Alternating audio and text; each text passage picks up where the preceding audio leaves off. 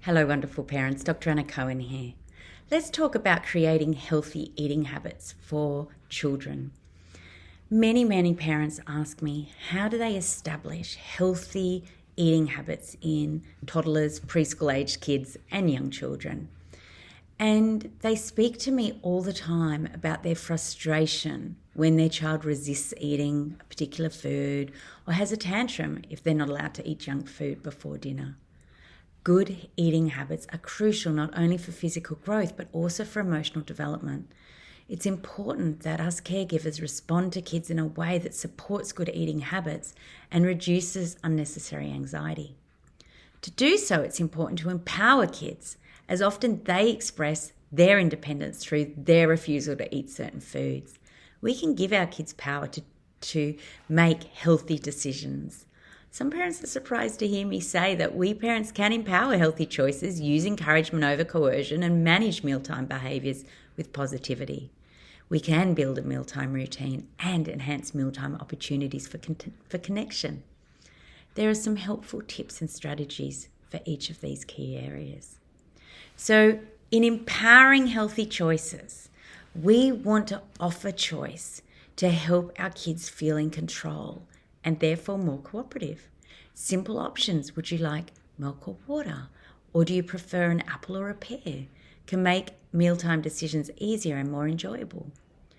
We can set clear boundaries because when there are no choices, it's important to be clear and consistent. Statements like it's time for dinner or no snacks later if you don't eat now help set expectations and teach logical consequences. We want to create variety and balance. We want to introduce a variety of foods to ensure a balanced diet that includes plenty of water, fresh fruits and veggies, as well as carbohydrates and dairy and lots of proteins. Not only does this nourish them, but it also exposes them to different tastes and textures. We need to, as parents, remember encouragement over coercion. We don't want to force. Kids usually know how much they need to eat, and we can encourage eating by making positive associations and providing lots of acknowledgement, such as, "You're eating so well, you'll have lots of energy for swimming later." We want to avoid forcing them to eat, which can create negative experiences and ongoing resistance. However, I will say here that if it's very extreme in your family and you think your child's not getting enough nutrients, then we would need to seek external professional advice. We need to persist with vegetables and healthy food. Keep serving them. Keep serving vegetables as a normal part of meals, as it's the persistence and the routine that eventually helps kids accept them as a regular part of their diet. Be very careful to reward tantrums. It's critical to not give in to tantrums, especially when they're about avoiding healthy foods or demanding lollies and sweets. Giving in reinforces that tantrums are the way to get what you want. In managing mealtime behaviour, I always encourage that you pick your battles. Understand that making a mess while eating is age-appropriate behaviour for toddlers and preschoolers. We want to focus on teaching them not to throw food intentionally without turning it into major conflict. If mess happens, involve them in the cleanup to teach responsibility in a supportive way that's appropriate for their age. We don't expect a toddler to clean all the mess, but they can help us, absolutely. We want to encourage eating as a family. Family meals are so important. Encourage kids to eat the same meals as everybody else in the family rather than preparing different dishes for each child. Eating together at the table is also a perfect time to connect and talk about the day away from the distractions like TV. I always say to parents, it may be a period of time where you're eating more kid-friendly food, but it is a wonderful way to build that connection.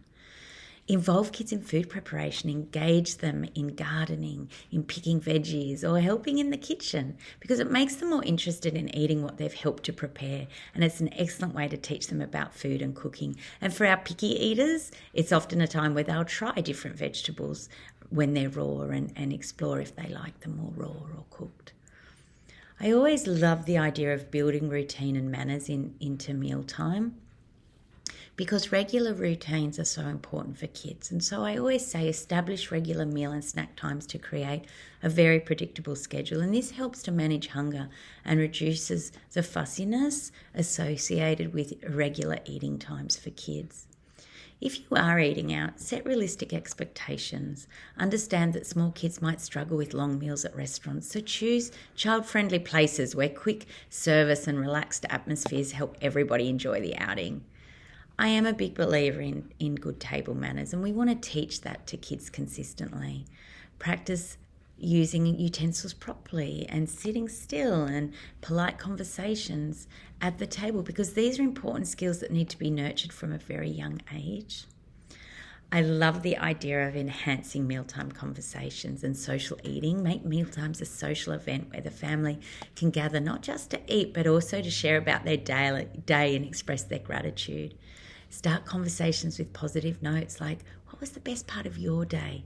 As this promotes not only good eating habits but also strong family bonds. And it's a wonderful thing that our young people carry into their young adulthood with such fondness.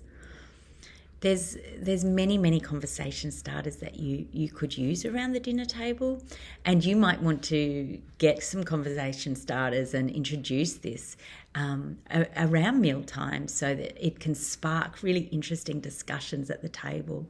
It can be simple questions that encourage kids to think and express themselves further, and this really enriches family time. They could be really easy topics, it might be telling jokes or asking silly questions. You could talk about where they'd like to live, or if it was a really cold place or a really hot place, or, on and on and on. There's many things that we can use as conversation starters.